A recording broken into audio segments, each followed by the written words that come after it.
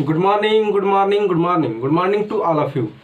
और आज इस सेशन में हम बात करेंगे प्राचीन इतिहास के बारे में। ठीक है, तो प्राचीन इतिहास में हम वैदिक पीरियड से शुरू करते हैं। ठीक है, तो सबसे पहले देखते हैं वैदिक पीरियड यानी वैदिक काल के बारे में। ठीक है ना, तो देख लेते हैं जो वैदिक काल है वो कितने समय से कितने समय तक वैदिक काल कहते हैं। तो इसमें जो 1500 BC यानी बिफोर क्राइस्ट, ईसा के जन्म से पहले 1500 BC से लेकर 600 BC तक को काल को क्या कहते हैं, वैदिक पीरियड यानी वैदिक काल कहते हैं। ठीक है, और इसके अंतर्गत हम ऋग वैदिक काल के बारे में चर्चा करेंगे, उत्तर वैदिक काल के बारे में चर्चा करेंगे। ठीक है ना, और इस टॉपिक से जितने भी महत्वपूर्ण प्रश्न आते हैं सब क्या हो जाएंगे, बन पाएंगे आपसे। ठीक है ना, तो इसमें कोई घबराने वाली बात नहीं है और वीडियो को अंत तक देखिए। ठीक है, तो चलिए शुरू करते हैं। ठीक है ना, हम बात करते हैं 1500 BC की यानी ऋग्वैदिक काल की। जब ऋग्वैदिक काल में हम सबसे पहले आर्य के बारे में बात करते हैं कि आर्य क्या थे, कहाँ से आए थे, वो कौन सा दायरा था। ठीक है ना, और ये आर्य आए थे वो कौन सा स्थान था, तो इसके बारे में हम पूरा डिटेल्स देखते हैं आपको। और जो लोग जितने भी महत्वपूर्ण हमारे प्रसिद्ध वैज्ञानिक जितने भी आर्कोलॉजिस्ट थे ये सब बातें अपनी कही है, तो इनके बारे में देखते हैं कि इन्होंने क्या अपना मत दिया है। ठीक है, तो इसके तरफ देखते हैं ऋग्वैदिक में 1500 BC में जब आर्य का आगमन हुआ भारत में, तो ये सब बहुत सारी चीज़ें भारत को देकर गए हैं। ठीक है ना, इन्होंने वेदों की रचना करना हमें बताया, वेदों और बहुत सारे अन्य ग्रंथों के बारे में क्या क्या हमको जानकारी दी। ठीक है, तो इस तरह से हम देखते हैं कि जो मैक्स मूलर थे ये बहुत बड़े आर्कोलॉजिस्ट साइंटिस्ट थे। ठीक है, तो मैक्स मुल्लर ने कहा था कि ये आर्य जो है मध्य एशिया से भारत थे। और हमारे तिलक साहब का कहना है कि उत्तरी ध्रुव यानी क्या है, नॉर्थ पोल से कहाँ से आए थे। तिलक का कहना है कि नॉर्थ पोल से क्या किए थे, आर्य भारत में प्रवेश किए थे।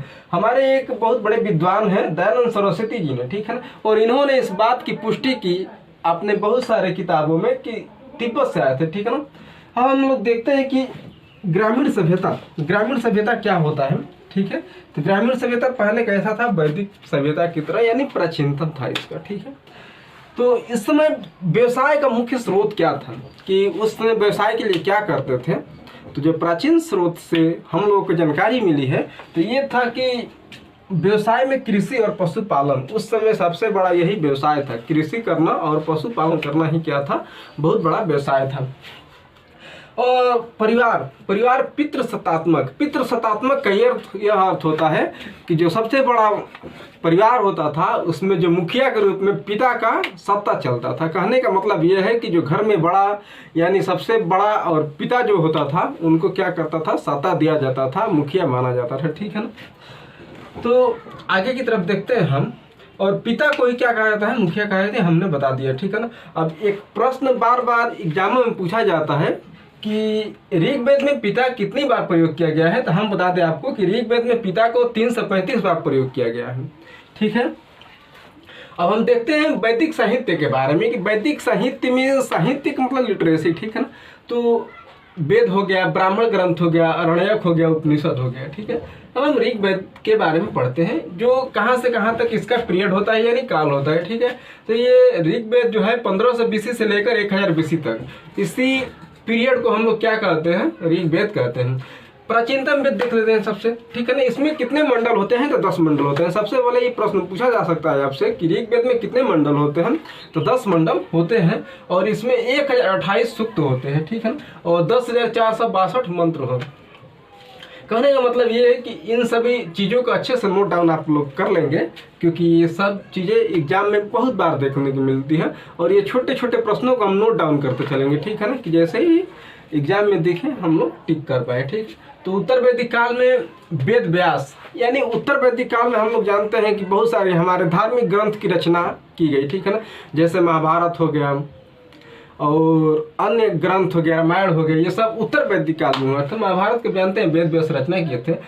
इसमें विभिन्न देवताओं की स्तुति से संबंधित मंत्र है। ठीक है ना, और ये प्राचीनतम मंडल कौन सा है, हमने बहुत सारे एग्जामों में इस प्रश्न को देखा है कि प्राचीनतम मंडल कौन है, नवीनतम मंडल कौन है। ठीक है ना, तो इस तरह से प्राचीनतम मंडल कौन है, 2 से लेकर 7 तक जितने भी मंडल हैं। हमने अभी बताया है कि ऋग्वेद में 10 मंडल होते हैं और 10 मंडल में सबसे प्राचीनतम जो मंडल है वो प्राचीनतम मंडल कौन सा है, 2 से लेकर 7 तक है। ठीक है ना, और इस तरह से नवीनतम मंडल के हम बारे में चर्चा करते हैं। नवीनतम मंडल कौन सा है? नवीनतम का मतलब ये होता है कि नया। तो नया मंडल कौन सा है? 1 से लेकर 10 तक। और प्राचीनतम मंडल कौन है? 2 से लेकर 7 तक। वह व्यक्ति जो ऋग्वेद में मंत्रों का उच्चारण करता है वो होतृ या होता कहा जाता है, ठीक है ना। हमारे कहने का इन द सेंस ये है कि जो ऋग्वेद में जितने भी मंत्र हैं, अभी मंत्र हमने आपको बताया 10,462 मंत्र है, और जो इस मंत्र का उच्चारण करता है उसको क्या कहते हैं? होतृ कहा जाता है। यहाँ पे लिखवाए हैं आपको, होतृ या होता कहा जाता है, ठीक है ना। हम ऋग्वेद में देख लेते हैं। ऋग्वेद में ब्राह्मण ग्रंथ कौन कौन से हैं, ठीक है ना। ऋग्वेद में ब्राह्मण ग्रंथ है जो ऐत्रेय और कौशितकी, क्या है जी? कौशितकी, ठीक है।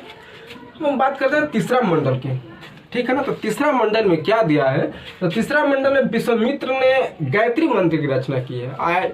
ये बहुत सारे एग्जाम में देखने को मिलता है कि गायत्री मंत्र की रचना किसने किया है? तो ये विश्वामित्र जी ने किया है।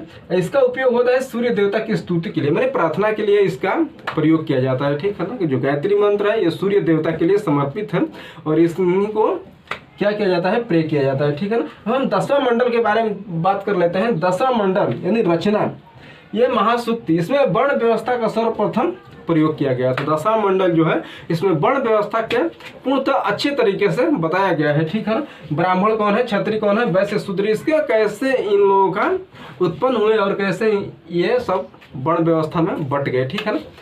तो हम नेक्स्ट वीडियो में लेकर आएंगे वैदिक पार्ट 2, ठीक है ना, वैदिक पीरियड पार्ट 2।